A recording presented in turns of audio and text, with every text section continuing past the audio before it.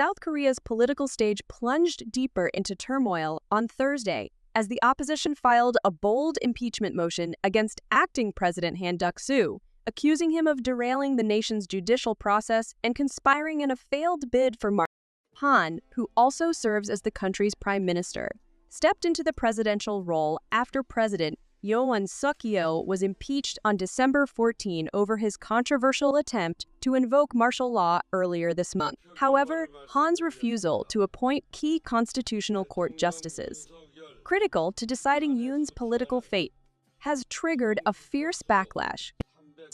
3 seats on the constitutional court left vacant. Since October, questions are mounting over whether the court's eventual ruling on Yoon's impeachment will hold legal and public credibility. Acting President Han argues that his interim position lacks the authority to make such appointments, insisting rival parties must first agree on the legitimacy of his powers. But the opposition Democratic Party of Korea perhaps slammed his stance as a dangerous dereliction of duty. Impeachment on the horizon. DKP lawmakers, outraged by Han's decision to shelve the judicial appointments, swiftly introduced a motion to impeach him. "We plan to vote on Han's impeachment this Friday," announced Park Sung-joon, a senior DKP lawmaker, adding that Han's actions reveal his true nature as a key player in the insurrection. The DKP also accused Han of obstructing 2 critical bills aimed at probing corruption and abuse of power, a move they claim demonstrates his disregard for the Constitution. If Han is removed, Finance Minister Choi Sang-mok could step in as acting president. Choi is seen as a potentially stabilizing figure, given his vocal opposition to Yoon's martial law plans during a heated cabinet meeting. A constitutional crisis, the stakes couldn't be higher.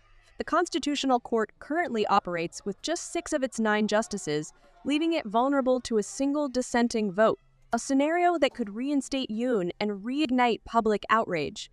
If the court fails to deliver a unanimous decision, Yeol will return to office. This would be a disaster for South Korea's democracy, warned Professor Ji Byung-kue of Chosun University. He cautioned that Yoon's reinstatement could provoke blood in the streets, with citizens unwilling to accept the court's decision. A nation on edge. Han's actions have only deepened the nation's political uncertainty. By refusing to appoint new justices, he has cast doubt on the court's ability to function, let alone deliver a verdict that South Koreans can trust. "South Korea is standing on a precipice," said Professor Lee Jun-han of Incheon National University. "This chaos has left the future of the country hanging by a thread."